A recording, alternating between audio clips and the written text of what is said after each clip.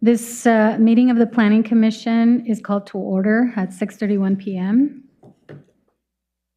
Christina, can you call roll, please? Chair Moreno, Here. Vice Chair Mitchell, Here. Commissioner Scanoni, Here. Commissioner Sly, Here. Commissioners Chewing, Here. and I have Commissioner Najak and Rigby excused, and no council liaison today. So we have no city council update? Thank you. And do we have any public comment? For that portion, no. Thank you. And now the Commission for Citizen Involvement, CCI, general updates. None? So the next on the agenda, public hearing rescheduled from September 9th, 2024 due to lack of quorum. 6.1, Housing Needs and Production Strategies, House Bill 2003, PP 22-0005, LU 24-0024. A request from the City of Lake Oswego to adopt a housing production strategy, HPS, to meet the requirements of Oregon House Bill 2003, 2019, and OAR 660-08-0050. Staff Coordinator Erik Olson, sorry.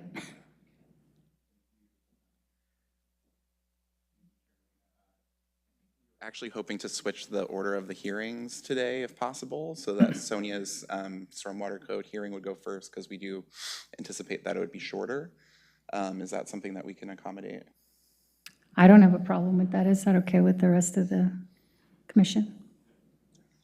Apologies, we intended to reach out to you in advance about that, so sorry about that. No worries.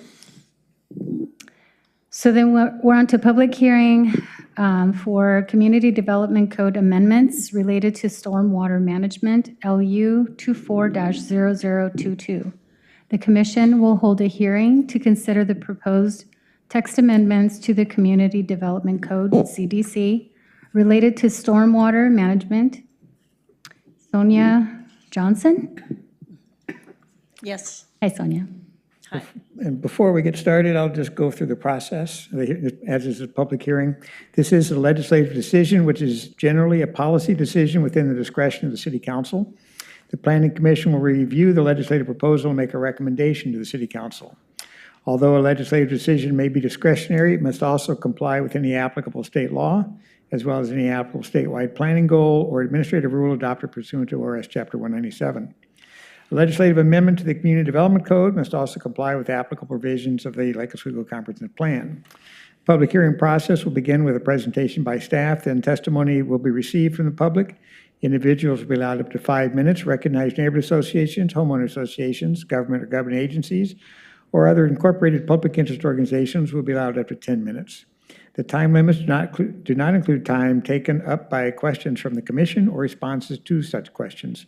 Testimony by attorneys, representatives, and witnesses on behalf of which are part of the presentation by person shall be counted within that person's time limit. Any person in attendance may cede his or her time for testimony to another person, but in no case shall any person's testimony be increased to greater than 10 minutes. I would ask the commission members to please declare if you have any financial conflicts of interest to declare. Seeing none, then Associate Engineer Sonja Johnson with the staff report, please. Good evening. Thank you for allowing me to come before you tonight and speak to you about some proposed Stormwater Code amendments.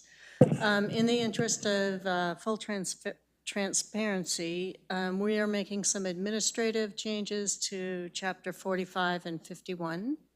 Is that not on? Maybe she can speak closer. Oh. It's rare when people ask me to speak louder. So thank you. I feel good now. In Chapter 45, which is not really covered under Chapter 50, we are rewording the definition for geotechnical engineer from a geotechnical engineer to a licensed engineer with geotechnical experience. So it's just a language thing. And then Chapter 51, we were going to make changes to a definition, utility service. And utility service is actually being changed by another ordinance, Ordinance 2931. And the changes that they are making to that definition make our changes moot. So we're going to remove that. Again, that one isn't covered under Chapter 50, but I wanted to be fully transparent with changes that will be going forward with the City Council amendment. Okay, we'll start. The regulatory drivers for this, for these proposed amendments are our newly issued 2021 MS4 permit, also known as a stormwater permit under the Clean Water Act. We have had some TMDL revisions for mercury, and we will be receiving a revision for temperature TMDL soon, in a year. We also, since 2016, when the Stormwater Code, Chapter 3825, went into effect, we have been issued a Class V underground injection control permit, and that again is a stormwater permit, but it has to do with discharging stormwater underground as opposed to a stream or a river, which is the MS4 permit. We are also updating our stormwater management manual to comply with the 2021 MS4 permit. So with all these things together, that's why we are coming up with these proposed stormwater amendments.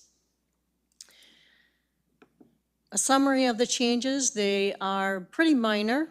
We're updating language. There's some outdated language.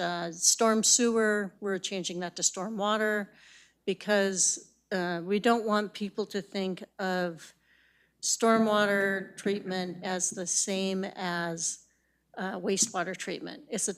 Wastewater treatment goes to a plant, it gets treated, and then it's discharged. Stormwater generally, it will go into the stream with very little treatment, and we're trying to make that clear to people. There are some things in Chapter 50 that say what the requirements are, and those requirements should be in 3825, and so we're removing those that language, and we're saying, please see Article 3825. And the same with the erosion control chapter, which is 52. In the MS4 permit, we're required to do escalating enforcement, so we've made some changes to the enforcement section of 3825 and 52. And we're changing some of the definitions to make them cohesive across the entire code. Things like streams should only have one definition, whether it's in Chapter 50 or 38.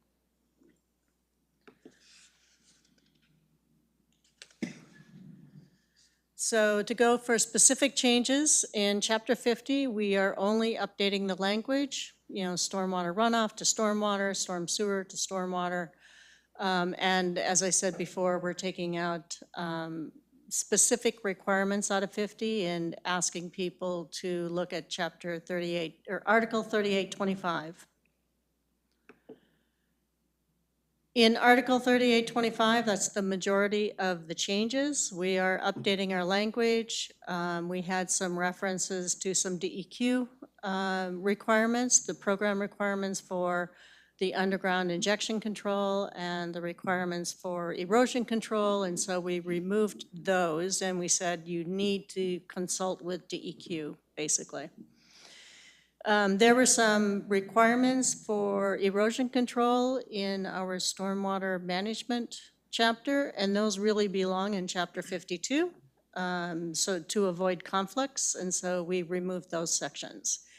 We added variance criteria for developers if they have a specific site that has, where they can't quite meet our code, they can apply for a variance to that criteria, to that requirement. And so we added that, and we added the criteria for the procedure and then the criteria for approving that variance. We removed some outdated programs where we had fee in lieu of, where we were thinking about maybe instituting a fee in lieu of program, and have since decided that that is too difficult to administer with the current staff workloads being what they are. We updated our enforcement section. It used to be on a major minor violation, which leaves a lot open to interpretation. And we left it as, it now will be, is proposed to be just a violation is a violation. There's no major or minor. And then we added some definitions that were missing from the chapter that were pertinent to this article. Chapter 52 changes. There were quite a few changes in here. We mainly updated the language. We removed the DEQ program requirements. We said you're required to get a DEQ erosion control permit if you're over an acre, but we left it at that. And we didn't say what the DEQ requirements were. We clarified what is required in a plan that needs to be submitted to staff to match what is currently being required to be submitted to staff. We updated the required erosion controls to match what is currently being required for erosion controls. We clarified inspection requirements, basically that we need people who are experienced in erosion control to be out there doing the inspections, and that the inspection records need to be available to staff. These are all things that are part of a normal erosion control in many jurisdictions. And that merges in, flows into the updated enforcement. Again, we made it so that there's just a violation, there's no major minor, there's no interpretation of that. And then we added definitions. There's a lot of definitions in Chapter 52 that we felt were important to have in there. To go on to the comprehensive plan policies that are affected by the Stormwater Code, the proposed code. These are the chapters: land use planning, healthy ecosystems, community health and public safety, and connected community. In general, the comprehensive policy, the comprehensive plan will retain the compliance that was achieved with the 2016 code update, which actually instituted Article 3825.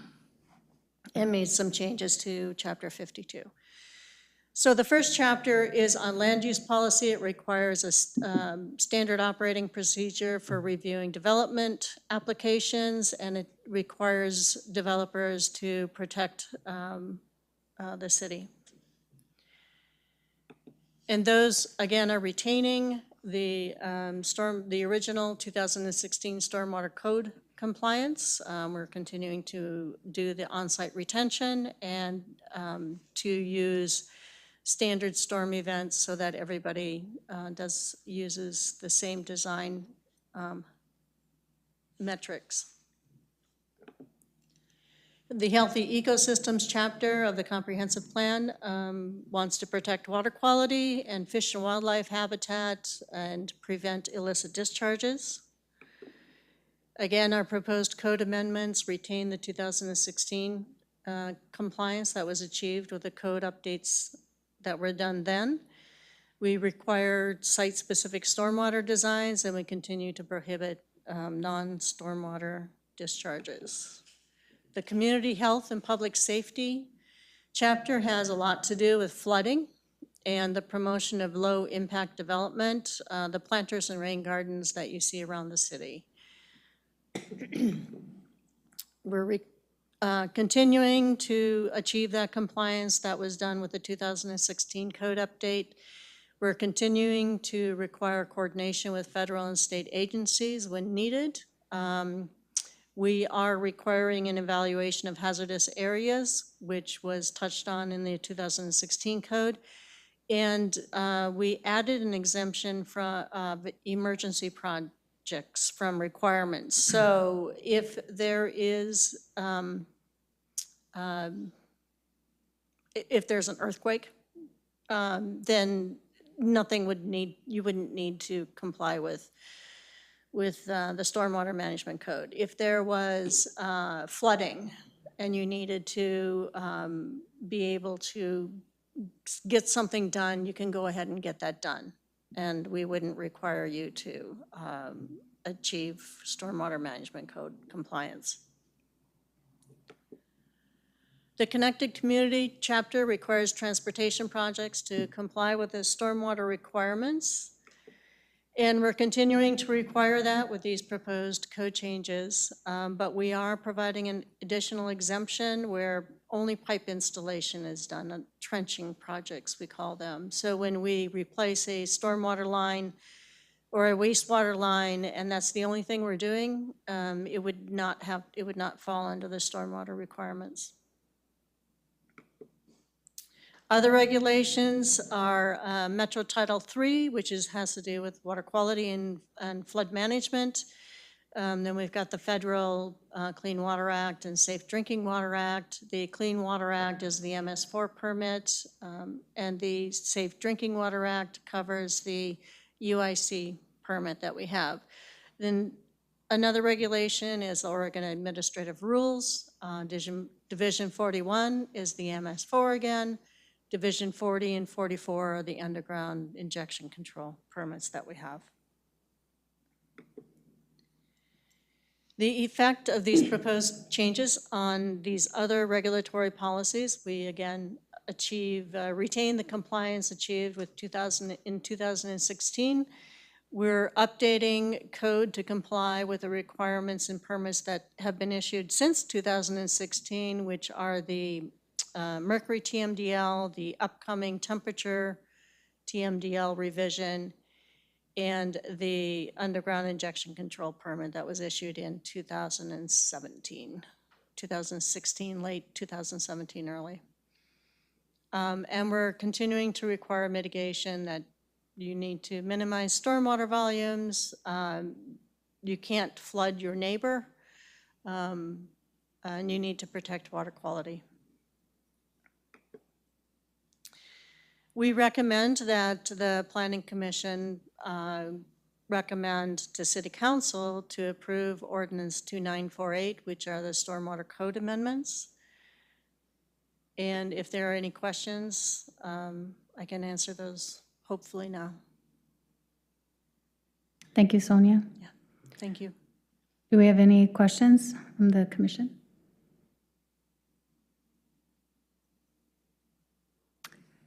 So do I hear a recommendation to, You open the hearing for any public testimony before deliberating.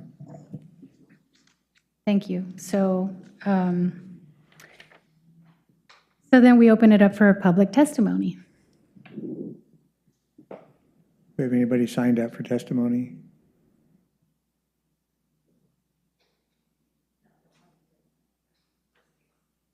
Thank you.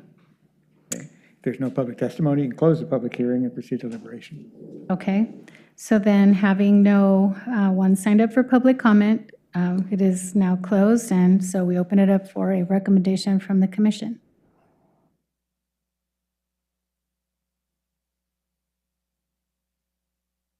Does this require a motion or just a recommendation?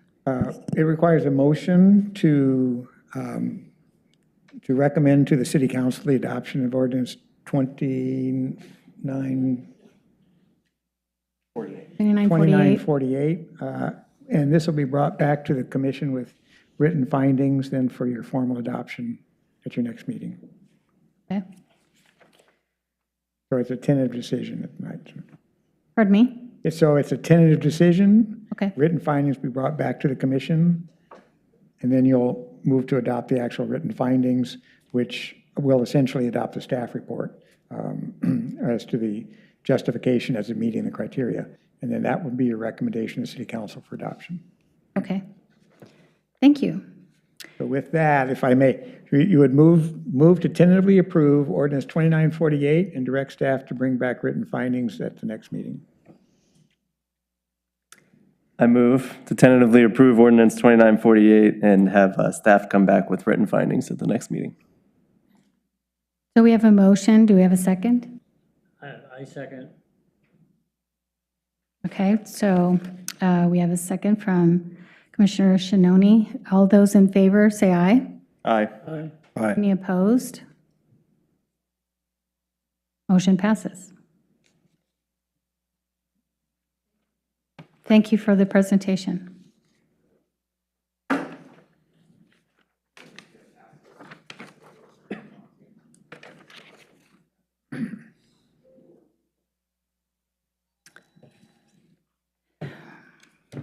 Now we move on to public hearing for Housing Needs and Production Strategies, House Bill 2003, PP 22-005, LU 24-0024, a request from the City of Lake Oswego to adopt a housing production strategy, HPS, to meet the requirements of Oregon House Bill 2003, 2019, and OAR 660-08-0050. And Mr. Erik Olson. I'll do the process first. I think everybody in the room was at the previous reading, so it's the same procedure. As a short summary, we need to meet the applicable administrative rules for this. And the hearing process is 5 minutes per individual, 10 minutes for recognized neighborhood association, homeowner association, government agencies, or public interest organizations. Is there any financial conflicts of interest any commissioner needs to declare? No. Hearing none, thank you.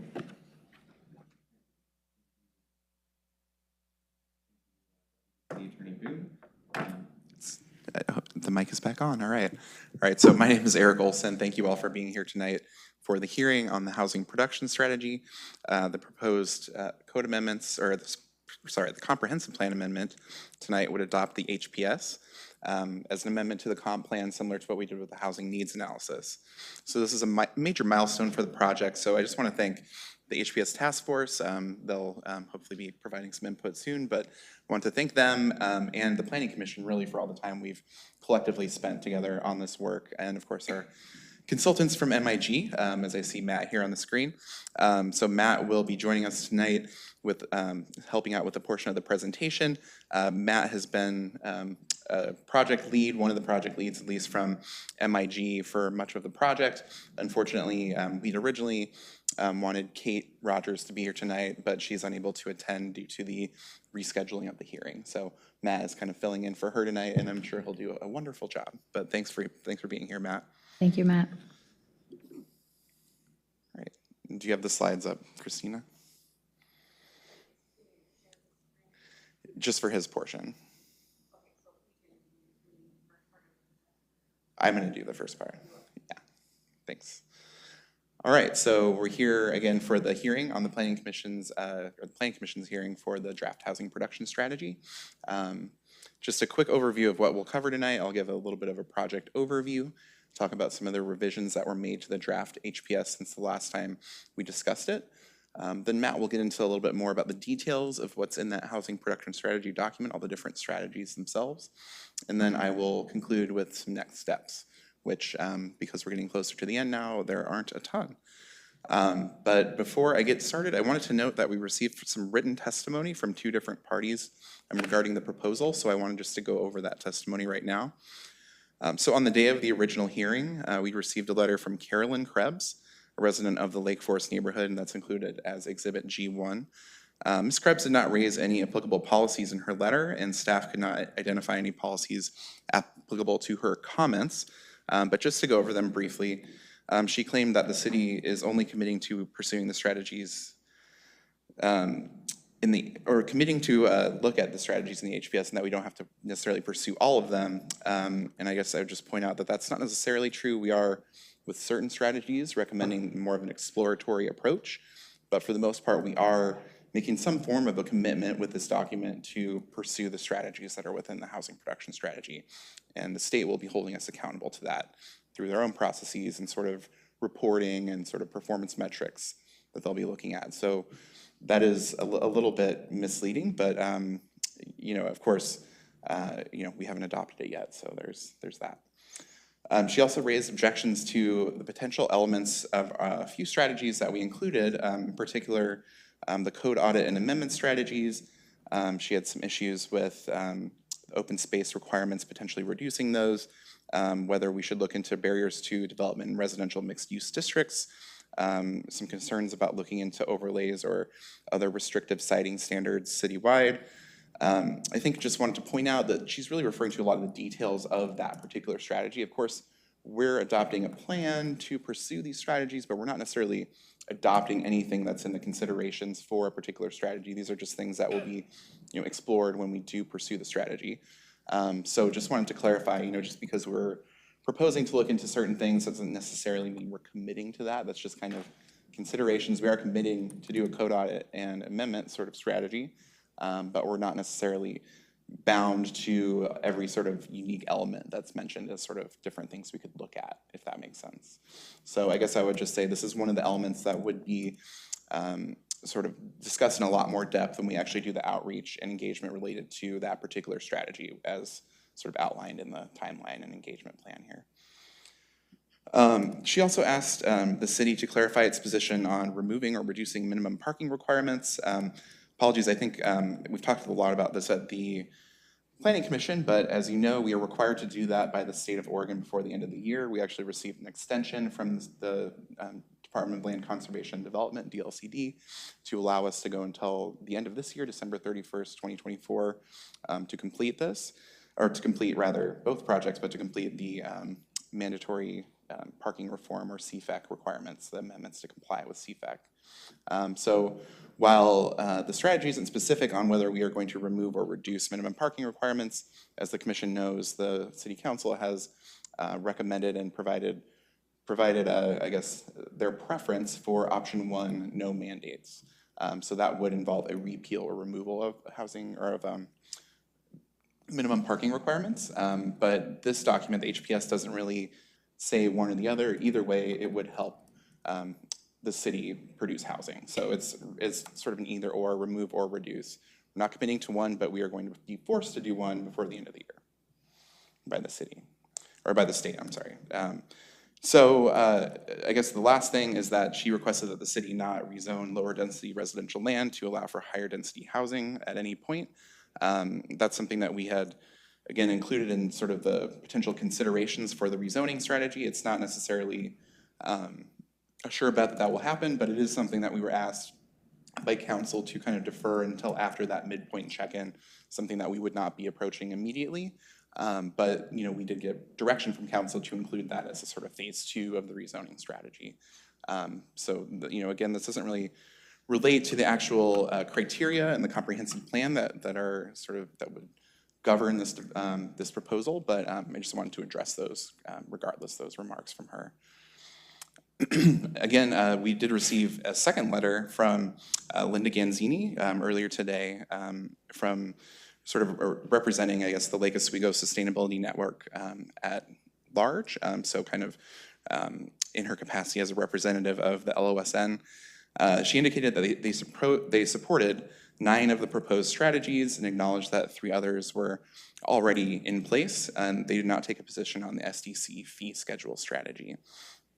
I would go into some of those more fine points, but I think Linda might be speaking later tonight, so I won't talk too much about what the letter said, but she made a good point, or a few good points, I guess, just in general. Lake Oswego workers and others need an affordable place to live. Lake Oswego will gain in vitality and diversity by providing affordable housing. She noted that the project, or the HPS, would help local businesses by creating more customers for retail stores and restaurants. And I think just wanted to point out that she noted some of the sustainability benefits, particularly of smaller multifamily units in using less energy and space per person and helping to reduce a per capita carbon footprint. Some considerations that I just wanted to briefly highlight there. They are looking to save as many trees as possible through creative design. Want to make sure that affordable housing is the result of any use of the MUPD, or multiple unit property tax exemption strategy. They do support the inclusion of the fair housing provisions as a strategy. They'd like to see a plan to restore affordable housing that we find through our affordable housing preservation inventory, so existing affordable housing that exists in the city, not just to inventory it, but to come up with a plan to preserve it. And to see more sustainability features in homes that are supported by public dollars, because in the long run, they will have a better sort of return on investment. So I did my best to really briefly summarize that, but Linda will get into some detail later, I would imagine. All right, so I am going to keep going here and get into the project overview. Just a little bit of background on the project for folks that haven't been involved every step of the way. I apologize for some of us here that have heard about this for a while. Some of this might be some review, so you might see things that you've seen several times before, but I just want to make sure to give this a good sort of airing at the formal sort of planning commission hearing. So, of course, we know that there are Oregon statewide planning goals, and Planning Goal 10 requires cities to plan for the housing needs of all of their community members. Sort of related to this, the Oregon legislature enacted House Bill 2003 back in 2019. So the bill was intended to meet the housing needs of residents throughout the state by requiring that cities over 10,000 in population and those in the Portland metro area, including Lake Oswego, complete a housing needs analysis every 6 to 8 years to analyze what housing is needed for their current and future residents, and to prepare a housing production strategy to implement specific actions that will address the needs that were identified in the HNA. So really, the HNA feeds into the HPS fairly directly in that sense. So here in Lake Oswego, we adopted our housing needs analysis back in October of 2023, so about a year ago. And so that was adopted by City Council at that point. So the HNA was looking at the community's 20-year housing needs and looking at whether there's enough land in the city really to accommodate those needs. So really that directly, again, led to the housing production strategy, looking at a range of strategies that we could use to meet the needs identified in the housing needs analysis. So those include things like changes to how the city zones land and regulates the development of housing, financial incentives, funding sources, et cetera. We'll talk a lot more about those when we get to the strategy component of the presentation. So again, as I mentioned before, pursuant to an extension granted to us by the state, the city is required to adopt a housing production strategy by the end of this year, so December 31st, 2024. Here's just a quick look at the project timeline. City Council first prioritized this as a part of their 2022 goals and initiatives, and sort of retain that as a goal 2023 and in 2024. You can see we did sort of begin work back in October of 2022, moved forward with the HNA, the housing needs analysis, adopted that in October of last year. And in the last year, we've been working to, again, transform that into a set of strategies for the housing production strategy. So you can just kind of see the longer sort of 2-year timeline, and that we're close to the end here at the Planning Commission hearing that would come before the City Council hearing. So a central component of this project has been an ad hoc housing production strategy task force that was established by Council early on in the process. They were charged with providing guidance to staff and the Planning Commission as the city identifies housing needs and developed strategies to address them. They're also tasked with sort of recommending outreach strategies, comp plan amendments, or other actions to update the city's housing needs analysis and develop an HPS. We solicited members of the task force in the summer and fall of 2022, and really we're looking for community representatives with different relationships to housing and diverse backgrounds, including folks who have experienced difficulty finding housing in Lake Oswego and folks that have a lot of experience in housing development. Really a wide array of folks. You can see the 20 members, really what they represented here on the screen. I'm not going to go over every single sort of affiliation that we had on the task force, but you can see that there is a wide kind of variety of skills that were involved here with a lot of different kind of perspectives on the issue. The task force met about 8 times in total. They met 8 times, period, in total. And 5 meetings of those 8 were dedicated to the housing production strategy itself. So 3 for the housing needs analysis and the remaining 5 for the HPS, more or less. And as I mentioned, I think we do have some folks from the HPS here tonight, so hopefully we'll be hearing from them later. So just a little bit more about public engagement for this project. In addition to that HPS task force, the project team conducted extensive public outreach for the HPS through various methods over the last year or so, in addition to everything that we did for the HNA in 2023 or 2022 through 2023. So you can see some of this sort of outline on the side, but essentially we really put a lot of emphasis on public outreach earlier this year in the spring, sort of late winter of this year, when we developed an initial set of recommendations to go out with and sort of talk about with folks on the HPS task force and in the community. Really wanted to make sure we were on the right track at that point, didn't necessarily have a full draft document, but wanted folks to feel like they could see, you know, kind of the strategies we were considering and provide, you know, substantive input on that. And there were a lot of opportunities to do so. So the process included several meetings of the Planning Commission and the City Council, as well as an online open house and a virtual community forum.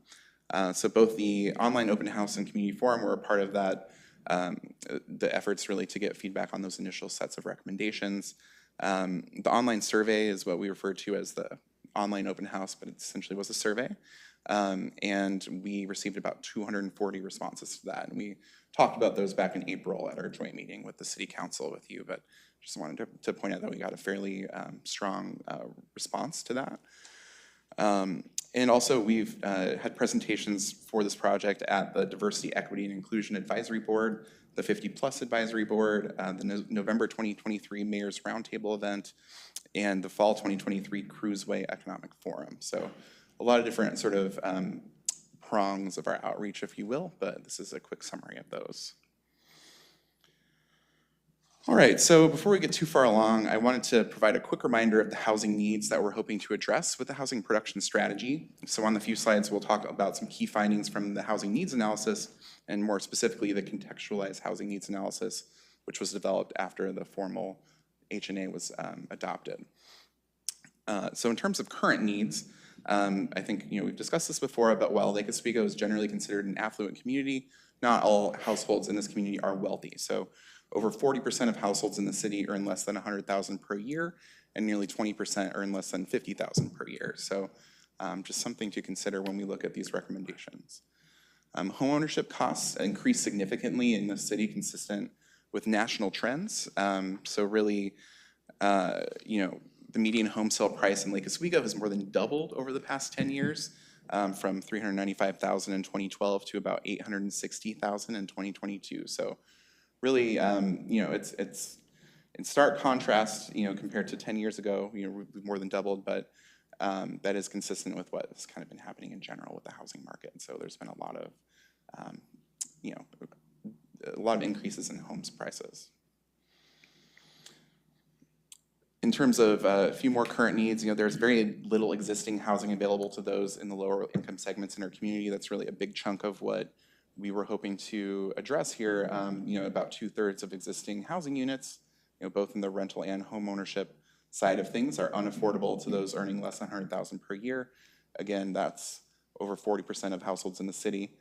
And over 90% of existing units are unaffordable to those earning less than $50,000 a year. So really large chunks of our community would be unable to find housing currently within the city if they needed to do so for some reason.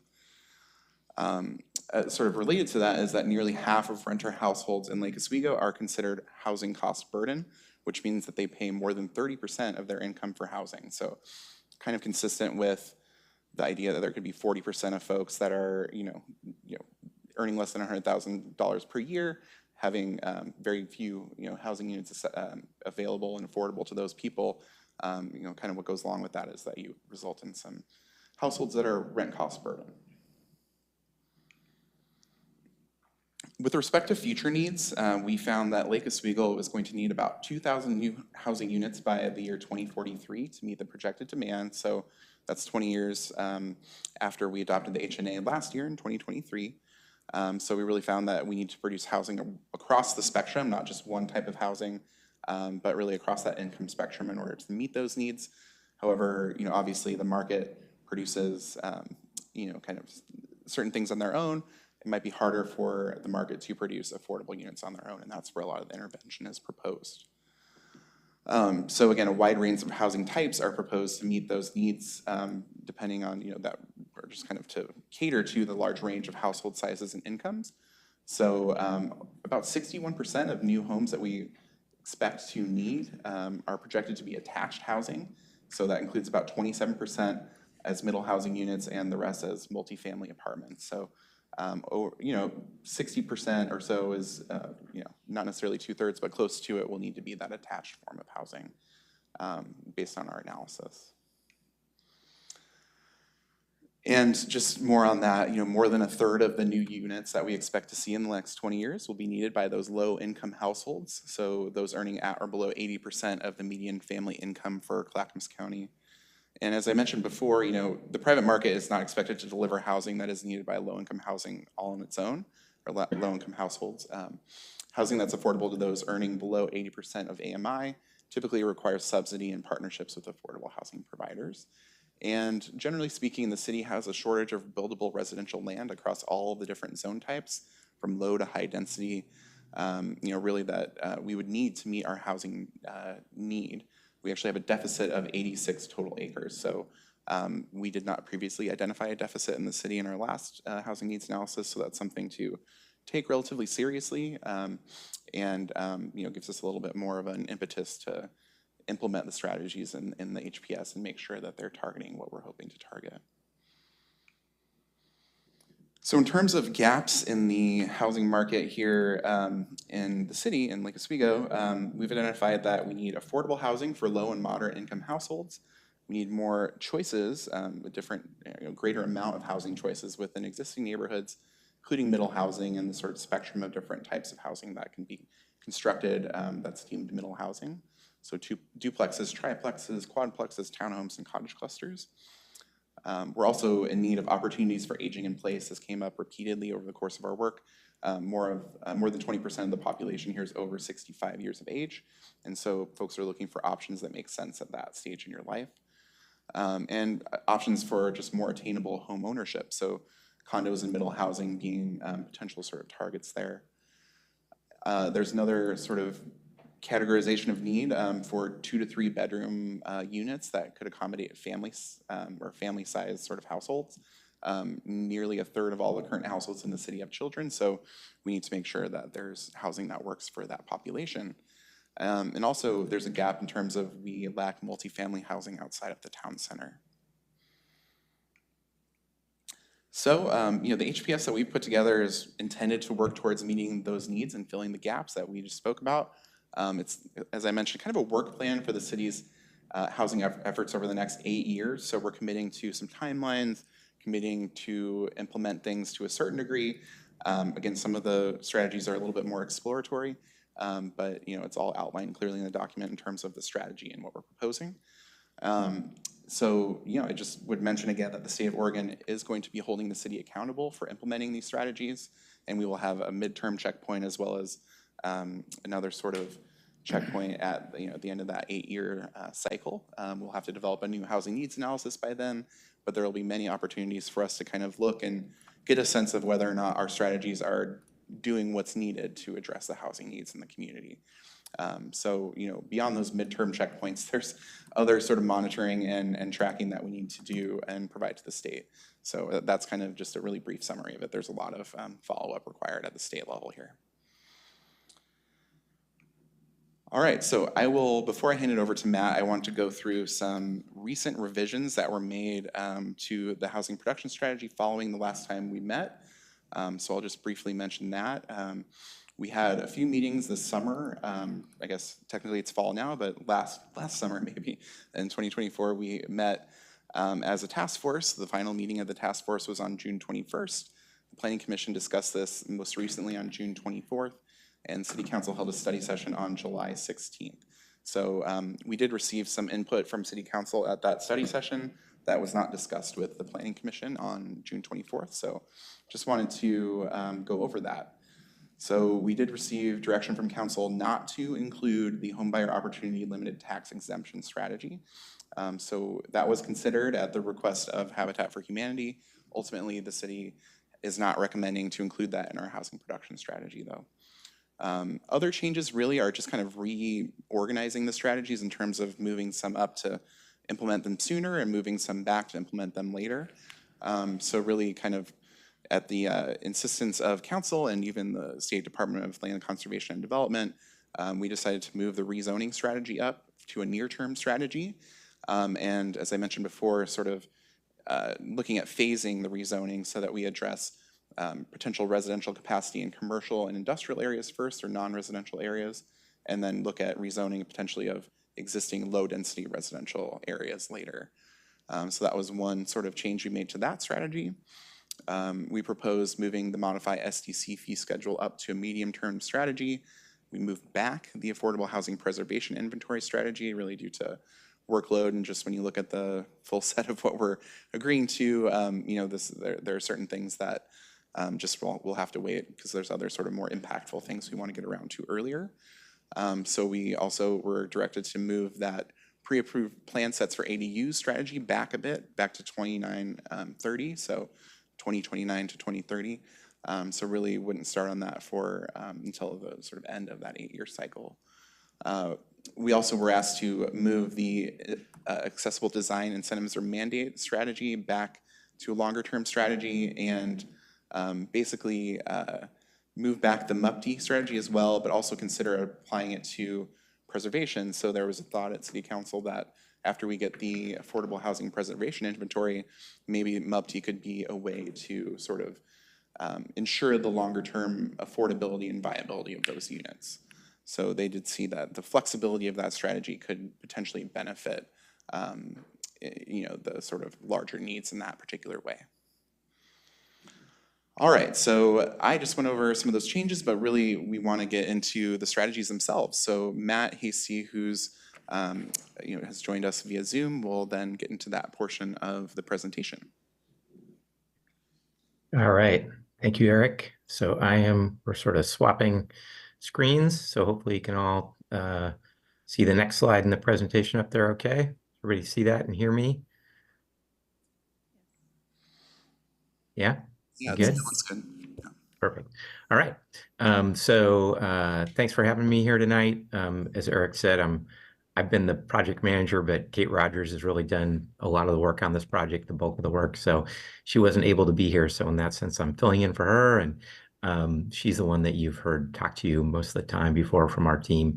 I'll also just mention briefly that Johnson Economics was another team member, and they helped with this work, particularly where we were doing financial or sort of market analysis recommendations or analyses. So as Eric said earlier, these strategies have been developed and refined through a lot of discussion and work with the housing, with the HPS task force, with you all, with City Council. So just kind of a reminder about that.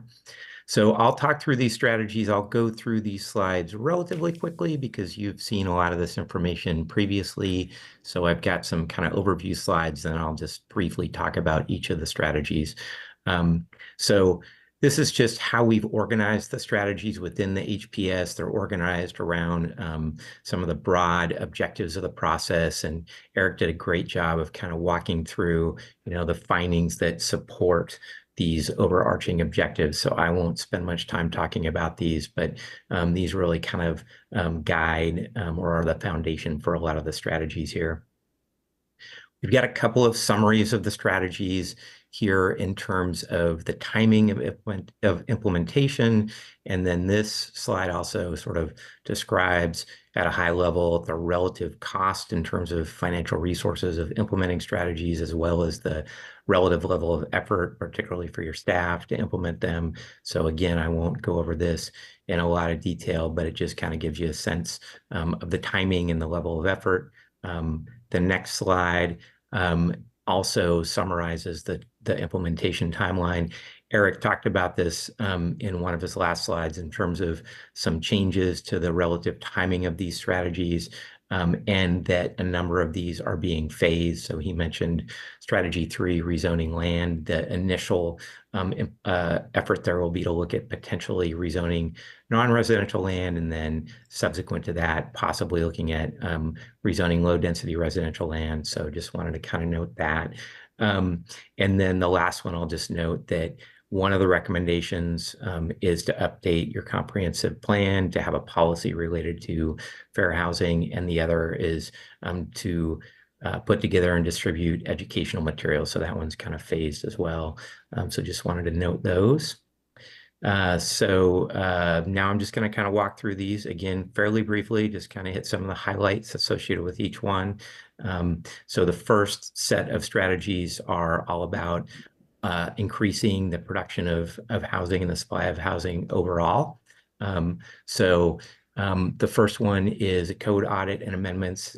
Erik mentioned this earlier and noted that there's a variety of things that to look at in terms of how your development code treats housing and some of the potential changes that could be made to the development code to improve the production of housing and reduce barriers to housing and just kind of make it easier to build some of the types of housing that are needed. So this will happen over time. And like all of these strategies will require a fair bit of additional discussion among you and community members and stakeholders. So just want to kind of note that. Erik also mentioned the strategy related to removing or reducing minimum parking requirements. This is really something that's happening outside of this project, but it does relate to the cost of housing. It's a strategy that is being conducted across the state and across the region. And so you're going through this process separately, but it's related to housing. So we included this in the housing production strategy. So you're getting credit for going through that process. Rezoning land, Erik talked about this one a little bit, as did I. And so again, it's kind of a two-phase strategy. And this is related in part to that deficit of residential land that was found in the HNA process that Erik talked about. So again, phase process, first looking at non-residential lands, then looking at upzoning lower density areas to potentially higher density housing in a later phase of that process. I'm going to talk now about the set of strategies that are focused on increasing housing choices or options for folks. Erik mentioned this one just in terms of sort of the timing of it and the change in timing compared to the earlier version of the document you saw. But the goal here really is to increase the development of housing that's available for folks with disabilities and seniors or face other challenges in terms of moving around within their homes. So this one's, again, all about sort of housing choice, but it also relates directly to a finding of the need for housing for those populations. There's a couple of different things to think about here, whether or not these strategies are incentive-based or mandated. So a fair bit of additional analysis will be needed, particularly related to things that could be mandated in terms of how those might affect the feasibility and cost of providing housing. So that's an important piece here. There's several tax exemption strategies, and I'm going to talk about those. This is the first one, which is the multiple unit property tax exemption. Couple of the sort of salient points here for this one are, one, this one's a more flexible strategy than some of the other ones in terms of the income ranges or cost ranges of housing that you can use this exemption for. So you've got more flexibility on this one. You can sort of set your criteria and your program up to look at addressing specific types of housing or housing with specific features. So the recommendation here, because it is more flexible, is to potentially target this to housing with accessible designs and or that serves folks in middle income ranges or moderate income units. So that kind of adds to some of the other ones that I'm going to talk about or kind of rounds them out. Another one is to look at adopting or preparing some pre-approved plan sets for accessory dwelling units. So that would be putting together plans that are consistent with the city's development code and design standards, and that are plans that could be implemented without having to kind of go back and review those because the plans would have been vetted against your standards. So it would increase the opportunities for people to build these, particularly people who aren't in the business of building these, but might want to add one to their home and, use that as a site for another family member or something of that nature. That's the point of that one. Looking at updating your system development charge fees. So the goal here is to tie those to housing type and housing size, so that they are tied more directly to the impact of a home on those systems, and so that they help reduce the costs of building smaller homes, because there is a need for smaller homes in Lake Oswego. So this one's looking at beginning this in the near term. In part, you're looking at this as part of your parks and recreation system plan right now or in the next several months. So this one can get kind of started fairly early, but it's going to take a while to look at it for some of your other system development charge fees for water or sewer or transportation. Now I'll talk about a number of strategies that are aimed at increasing opportunities and the development of affordable housing for folks with lower incomes. And Erik talked a lot about the gaps there and the needs there, and that kind of housing tends to require some kind of public subsidy or intervention. So this one is another one of the tax exemption or abatement strategies that we looked at. And this is something you get early credit for because you've already adopted this as a community for use in Lake Oswego. So this one's already complete. But we wanted to include it in here again, show that you are working on this, that you're already moving towards implementing some of these strategies. The next one is a somewhat similar strategy, but the last one is applied only to developments built by nonprofit organizations. This one can be used for nonprofits and for-profit developers. It also does not require an annual renewal process like the last one did. So we think this one's worth looking at, again, to complement the previous strategy that we just looked at, and also, again, to help support production of housing that's affordable to folks with low incomes. Public-private partnerships for affordable housing.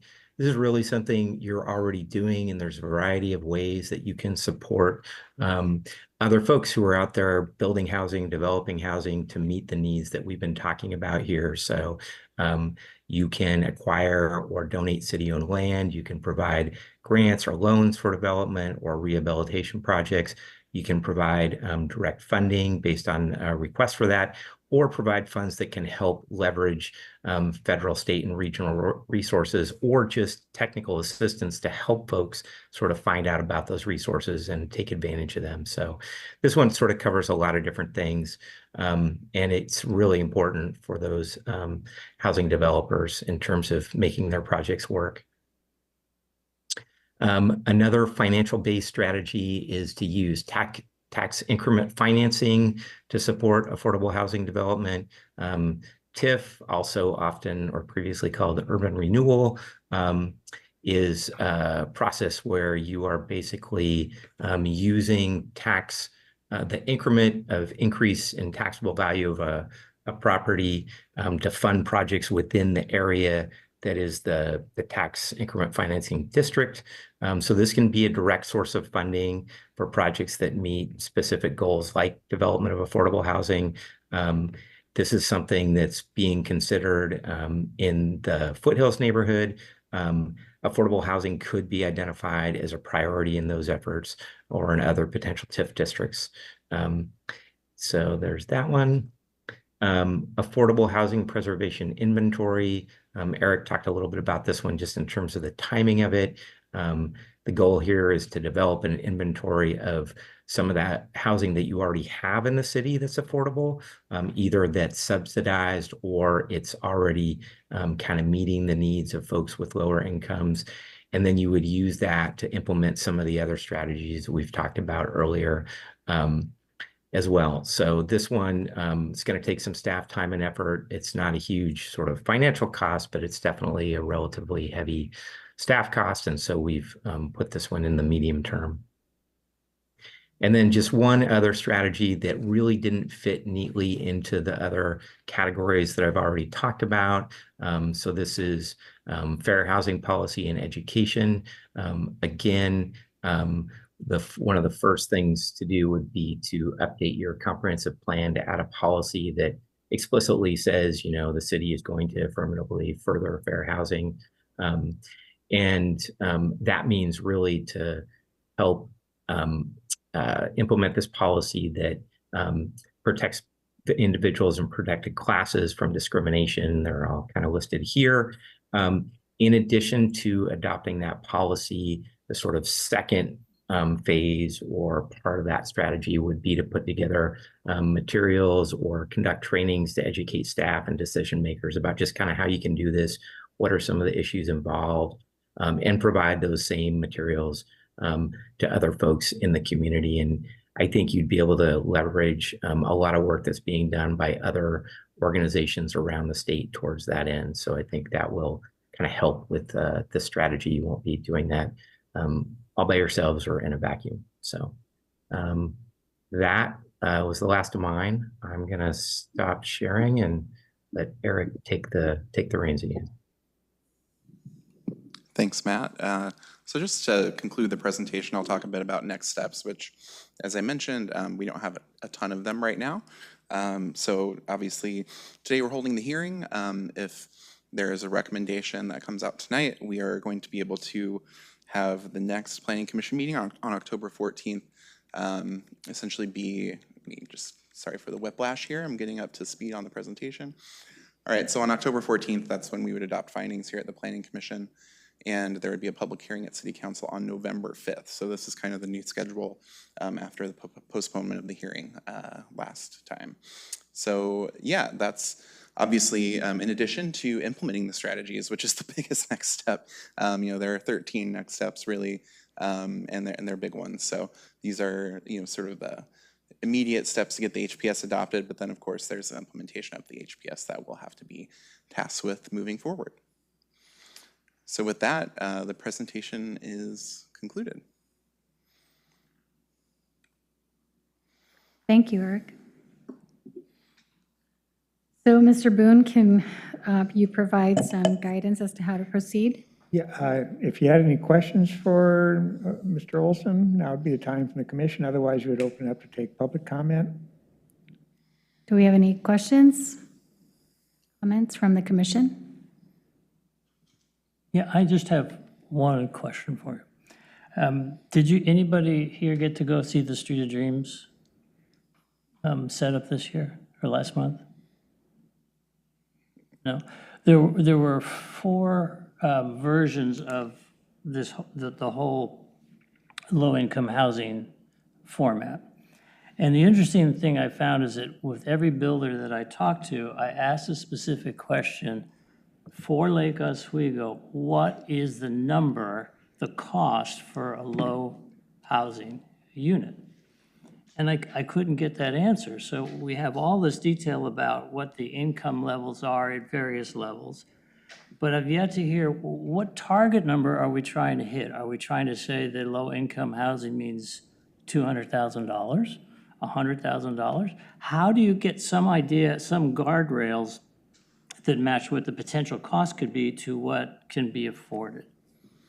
Yeah, thanks, Commissioner Scanoni. I appreciate that question. We do that by setting the affordability levels in these strategies. You can see those specifically outlined in many of the strategies. So when we say 80% of area median income, that's a specific affordability level. It doesn't speak to necessarily the house that's being provided, but it speaks to the folks that are going to be in that house and just making sure that they don't spend 30% or more of their income on that housing. So it's different depending on the different sort of levels. And I can provide you with kind of a table that shows kind of what the different pricing could look like, but more or less, you're taking, depending on the strategy, you could approach this as, 60% of AMI or lower for more deep affordability, sort of, more medium level affordability. Moderate affordability would be 80 to 120%. So we did identify that when we said we need housing that can serve households of low, moderate, or high income sort of needs. So yeah, that is a very central component, but we don't, given that the cost of housing is very dynamic, given that the sort of availability of housing is very dynamic, in particular, the construction of affordable housing is very difficult to quantify in that way that you asked, to say this is how much it would cost me to build a low income unit. It's all dependent on the amount of subsidy you're able to receive and leverage, and funds that you're able to leverage from different partners. It's a very sort of context-specific and case-by-case scenario. So that's why we don't come out and say 100% guarantee that you're going to find a unit for $200,000 or less, or whatever it might be. We base it again on folks' incomes more specifically, and that's set at the county level, the area median income. Yeah, and I can appreciate the complexity, of it all and all the moving parts. It just seems there should be something in here about some kind of guardrails, because I just get a sense when I really looked at some of the units from the Street of Dreams, they were over $1 million. Absolutely, and that is absolutely, why we've recommended that we do, hit those sort of affordability levels, the certain AMIs with different strategies, and you actually see, different strategies. We actually do point out what AMI levels we think that they will be able to help serve too. So the idea is that the guardrail will be through the different programs. For instance, the nonprofit low-income housing tax credit or something like that. Basically, in order to receive that incentive, you're required to meet certain affordability requirements over time. So all these different strategies have different sort of hooks that relate to the affordability levels, unless they're sort of a more broad strategy. So not all of them do, but specific ones are aimed at specific income levels, and sort of the strategy has more kind of hooks or sort of teeth, if you will, depending on how low that will be going. So the more subsidy needed, the more sort of assurances we will need that that's not going to become $1 million, $2 million household. Commissioner Twing. I just have this question about this one concept here, or maybe it's not a concept, it's a reality. There is a shortage of buildable residential land across all of Lake Oswego. It seems to be pretty hard to overcome. And the other thing that concerns me is, in that regard, how do you value that property? Who's going to do that? So yeah, I can't necessarily speak to the valuation. I think, we look at different sort of ways to assess the valuation of property when we do our analyses. So, we're not going to value things differently. We're not proposing to expand the urban growth boundary as a part of this work, but yeah, I think that does kind of speak to the amount of, acreage that it's sort of, based on the analysis or kind of parameters that it looks like we'll need as a city. We do think that we can accomplish that without necessarily adding acreage to the urban growth boundary. So it is a bit misleading in that respect. It is kind of assuming that, those acres will develop, and you can see this in the HNA, but we're kind of assuming that those acres will develop at a certain percentage of low income, a certain percentage of median, a certain percentage of, low density, high density, medium density, depending on the sort of density of the zone where we expect those units to be constructed. We kind of came up with a rough percentage or a rough kind of calculation of how many acres per different sort of zoning categorization. This is all to say, though, that we're looking at units ultimately. So there is a lot more potential to add density in areas where it's currently not allowed, and potentially rezone areas that don't even really facilitate residential housing right now to allow for residential housing. And in that way, we think that we'll be able to overcome the deficit. All I can say is my experience shows me that especially in the Lake Grove area of Lake Oswego, that side of Lake Oswego, which used to have affordable housing, no longer has that. And every house that I see going up is $1 million house. So, how do you stop the motive for profit and gain in those situations like that as against this plan? How do you stop that? Well, I think that's a good point. I think, kind of as a part of the HNA and what we identified in the HNA, and this is, not necessarily what we're talking about tonight, this is what we adopted last year, but, we did, assume that there would be higher income housing being produced by the market, as we noted, that the city doesn't necessarily have to come in and necessarily stoke that to produce more of that, but, we do need that to a certain degree. We need housing in all of the different categories. But the idea here is for the city to take sort of targeted interventions in the ways that we're proposing in the HPS to produce housing in a different way, to meet different needs. You know, it is a very good point, though, I think, and one that we struggle with in general when it comes to the sort of monitoring process in particular, because we will be kind of compared to other cities in the region, and how much housing we're producing, you know, will be kind of looked at in comparison to different communities throughout the metro region of different demographics than ours, vastly different ones than ours. So, you know, there is a certain element where it's like it is the market, and, you know, we can't necessarily, you know, just kind of stop at all development and just put our hand on the, you know, faucet there and try to do what we can. You know, the idea really is to leverage that and harness that for as best as we can to meet the needs. But that is a constant dynamic that's at play, is that the market wants to produce very high income housing, and the city is in a position where we have to kind of intervene in strategic ways to try to get the outcomes that we're looking for. So it's difficult, but we do, you know, in particular, with some of these strategies, have confidence that we'll be able to overcome that deficit. And of course, we'll be monitored for many years by the state. So, you know, we will be having lots of opportunities to talk about whether or not these strategies are on the right track and kind of moving the needle in the way that they need to. All these, to me, I'm just going to be candid with you. All these kind of things like this is going to take a will of the public. It can't just be centered in a few people. It's going to take a will of the public, and that means legislation, so that you have an example of the will of the public. And if Lake Oswego wants to be the type of community that's been outlined here tonight, that needs to, their strategy, it seems to me, to be to gain the public will in that regard, public attention, the public will. And I'm not talking about a forceful way. I'm talking about getting an accommodation out of the people of this city who want to see it grow, but grow proportionately according to what we need as far as citizens in this city, and as far as what we can do by way of the land that's in this city to accommodate that purpose. And if you don't have that, then we constantly are going to be looking at something like, well, we don't have enough affordable land, so we can't do anything for you. I'm sorry. No, I think that's a very good point, that, you know, it will take a lot of, you know, intensive public engagement to talk with folks about what would work the best in their particular area of the city that we might be targeting for something like a rezoning, even for the code amendment, sort of the code audit and amendment strategy number one. You know, there are a lot of individual things that we could be examining with that particular strategy that, you know, each one of them would require extensive engagement all on their own. So we're not necessarily presuming to know where all of these things will land, but, you know, we do not intend to do this sort of in a top-down approach. You know, I think we are outlining kind of a process, and we are required by the state who passed legislation to enact this housing production strategy requirement.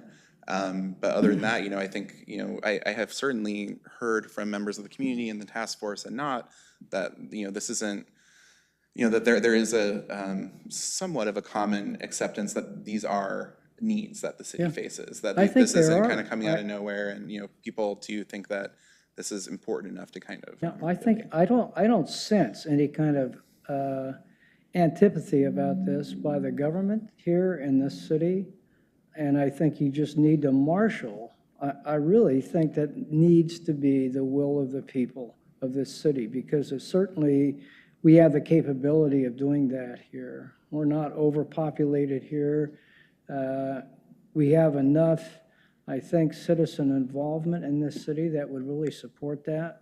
But it seems to me there ought to be a much more public voice in that regard, because some of these things here are real and competitive and hard to grasp unless you really see the light here. Great. Well, we will definitely be looking to you for recommendations as we come up with engagement strategies and public outreach approaches for all the strategies that we're required to, you know, pursue by the state. Yeah, I really want to commend you for the job you've done here. I mean, it's very informative, but in some respects, you look at it and you say that's a tough road to hoe. Point taken. Thank you. Any additional questions?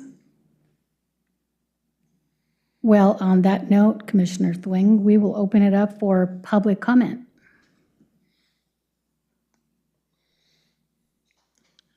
I think some folks have already signed up, so we have an order, I suppose. Ken Allen?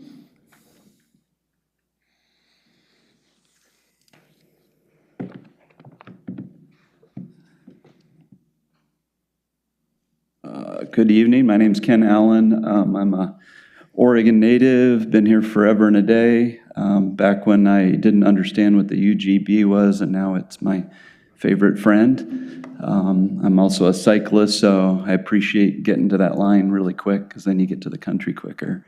But I'm also a developer, a sustainable developer. I live in the Palisades neighborhood, and I just have a couple high-level notes and comments, and that being, I just closed on the purchase of 6 acres at Stafford Road right across from Lusher Farm just Friday. We've spent the last 2 years doing extensive due diligence to figure out what is possible, what could be possible that actually meet a lot of this strategy that we're talking about tonight. 6, 7, maybe 8 community meetings to address your concerns. The public's got to accept what we're trying to do. And holding out as a kind of late in my career, more of a sustainable developer, meaning looking at the balance of the economics of it, the feel and fabric of the community that is my neighborhood, that I've been a part of, and also making a little bit of money so we can do it. Because you can't, to your point about expensive, affordable homes, those $1 million cottages, I don't know where that's affordable, very expensive. But I want to commend Erik and the staff, and then also the task force. You guys, this is amazing work. I work in half a dozen cities, and this is 3 times the quality that I see in other cities. And nothing to say negative about those cities, but you guys have spent, when I first looked at this schedule, I go, wait, 2 years of this? But it actually takes this long to get the quality that you've forged out of it. I take exception with some of the notes in what I'll say is Carol's view of some of the strategies. I think they're respectable, but they're also, as a developer, I think they're all workable. So I disagree with that. I do agree with Linda's comments and email of the sustainable elements. We need actually more of that. And my 2 big concerns are when we buy property to develop it, we need expedited approvals, because the time, if I'm paying with my own money, that money could be earning me interest. Just take a simple interest rate. I could be making 7, 10, 12%, just saving it, right? Well, when we buy land, it's just sitting there, and sure, it might be appreciating, but we need to move quickly through the process to get to whatever the vision is specifically. So anything we can do to expedite it. And so these strategies help bring clarity to that, along with our current code and development code that we're trying to work within. Middle housing helps. The affordable elements of it definitely help. And that's kind of my second point is I'm all for the commission here recommending to council all of these strategies, but specifically having to do with an expedited rezoning, because we need more land. I have a little 6 acres up here. I wish it was 60, and we could do something super special, but I feel blessed to have it. We're going to steward it properly, and we're going to bring a mix and a vision of attainable housing, affordable housing, and trying to mix that with a softer, gentler open space. And we're not leading with greed, we're leading with good and hoping to accomplish some of these things. And you're right, I have these meetings with the community, and it's like, there's always a couple, right? They go, why are you even developing? And I go, well, there's a massive park right there. There's Lusher Farms, there's the rec center coming, the urban growth boundaries right here. I mean, this is where we're supposed to do it. This is what the whole state has been designed to do. So the land laws, that is. So I agree with Erik. We don't need to expand and get more dirt. We have plenty, but rezoning would really, really help, because as I evolve into more socially acceptable development practices, it would be great to do more affordable. I'm willing to compromise the greed factor or the earning factor and lower my expectations for my family's well-being, but also to do more for the community. We plan to be here, and I'm developing in my own neighborhood, so I've really got to pay attention. But anyway, thank you, and I hope you recommend it to City Council. Thanks. Thank you, Mr. Allen. Yep. Questions? Any questions for Mr. Allen? Any questions? No, thank you. Next up, we have Linda Ganzini.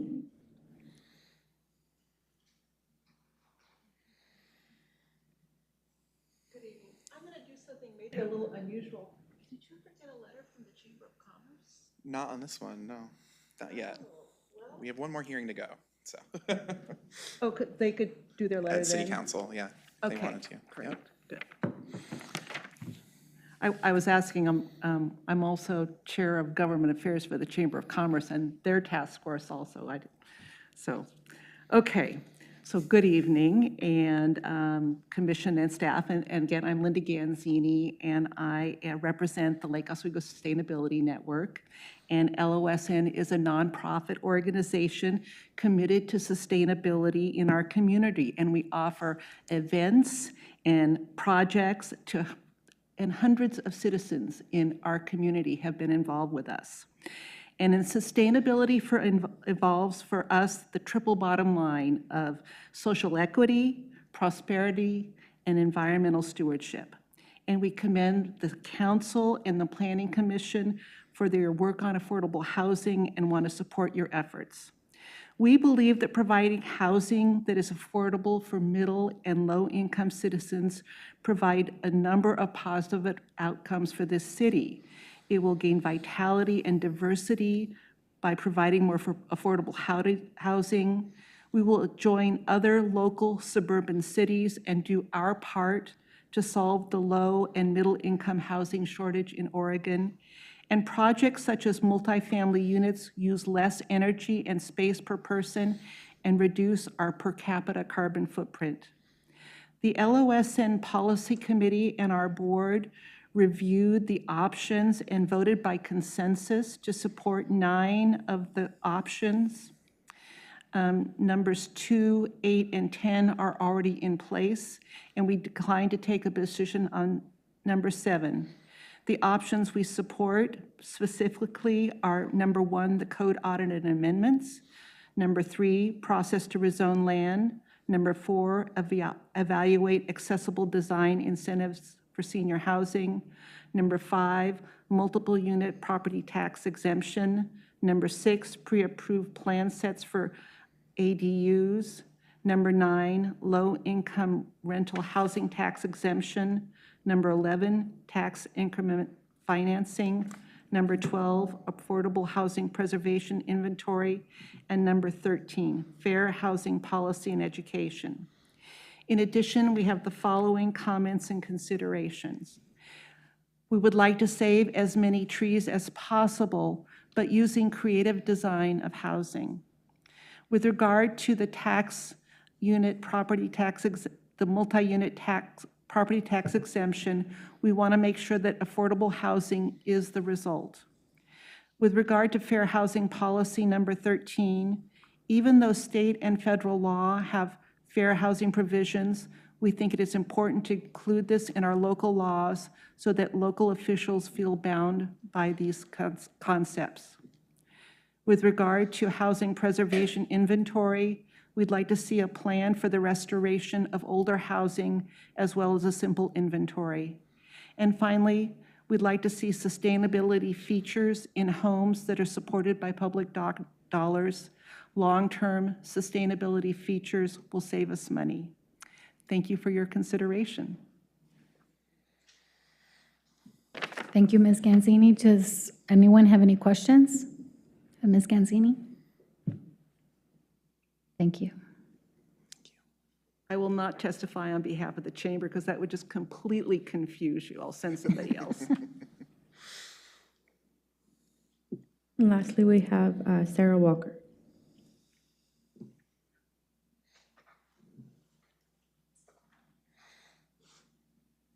Good evening. I'm Sarah Walker. I was chair of the Housing Production Task Force. I just wanted to say how grateful I am to have been able to be a part of the task force. And I am really thankful to staff for providing thorough and very thoughtful materials for consideration and opportunities for us to provide feedback. And I really want to say how proud I am actually of living in Lake Oswego and as a high resource community that has great schools, it has, access to jobs, the freeway, various amenities, lots of parks.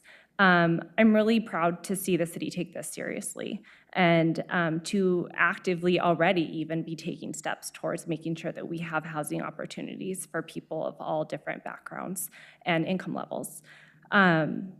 I'm excited to see this process coming towards adoption and starting to, hopefully head towards implementation.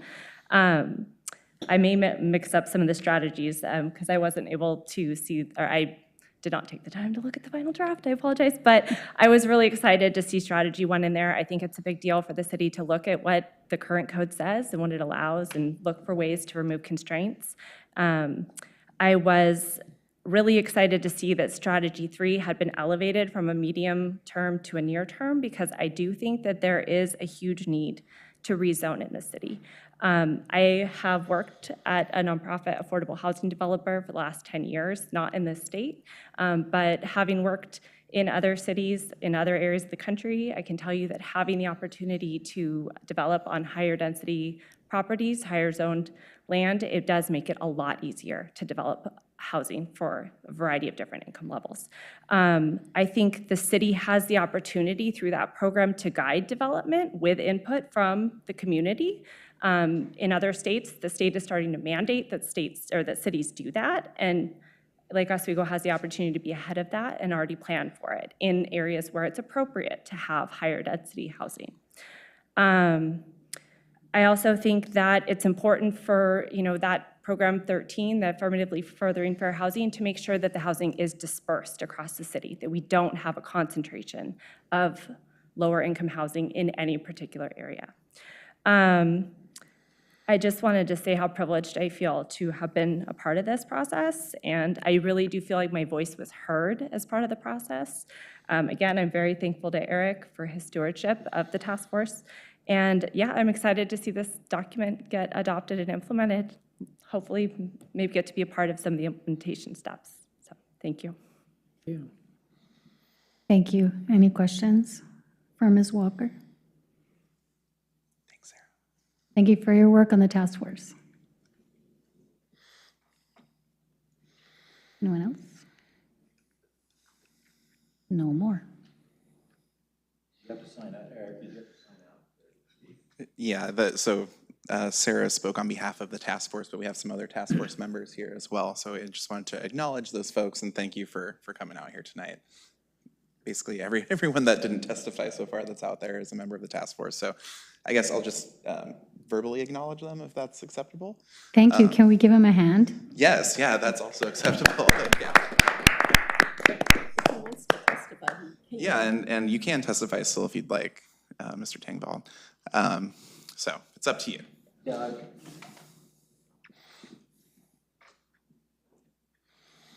Thank you. And I apologize for not being on the list. My name is David James Tangvall. I live at 6 Mountain Circle. I'm a renter. My daughter is 26 years old. She's a renter here in the city. And I have another daughter who's 24 who lives in Tigard. My history here, in 1993, I developed and was the chairman of the Street of Dreams at Merrillhurst. I put myself through college by working for the Home Builders Association of Metropolitan Portland on and off for about 20 years with the Street of Dreams program. And I say these things because it happened right here in LO. And I think it's important that we recognize that the Home Builders Association, the greater Portland Area Home Builders Association now, they've just changed their name, is here. And we're here too. When we took this on 2 years ago, Chair Sarah, I think we were looking at what you were, Mr. Twining. It was a little bit like, really, us? And I want to speak in the affirmative on your public outreach, because that's what it took for us, and this has taken a long time. Mr. Olson has had a child since this has been going on, and this has taken us a long time to get here. And we're not selling you on this, okay? This was a mandate that came down by the state, and so I would ask, I'm speaking in the affirmative for this today because of it's the correct thing to do. Is it perfect? Probably. You know, can we work on areas in it? Yes. But the intent is there, and the time is there, and the planning is there, and staff has done an exceptional job. Chair Sarah did a wonderful job coming in and bringing all these people together and doing it over digital platforms so that we could be here tonight and ask you to speak in the affirmative, to vote. You know, your vote is a yes vote for this particular strategy. And Erik has done a wonderful job. Joe attended more meetings than I did, Mayor Buck. And that's a testament to this city, that we're engaged and that we're here and we're ready to move forward under a mandate that we didn't ask for this. We got handed this. And so I'd ask you to keep that in mind when you're voting in the yes. Thank you. Thank you, Mr. James. Any questions? Thanks, David.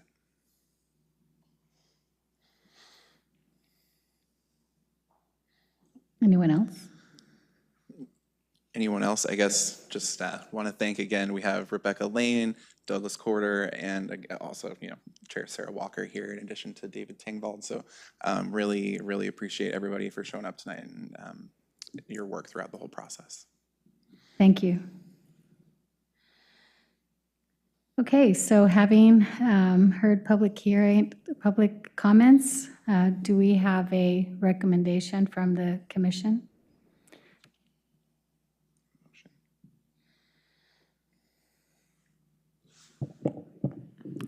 Is it the same process as the last time, moving to tentatively accept? Yes. I move to tentatively accept, Resolution 2436, and have staff present the final conclusions for our review and recommendation to council. We have a motion. Do we have a second? Seconded. We have a motion and a second. All those in favor, say aye. Aye. Anyone opposed? Motion passes. Thank you so much. Thank you. Thank you for your Truly a work on milestone. this. Thank you.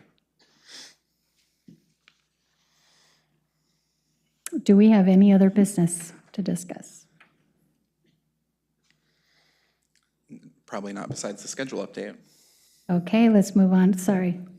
I think technically the September 9th meeting, we were supposed to approve August 26 minutes, and so we haven't approved August 26 minutes yet, I think. Yeah. If we want to do is that.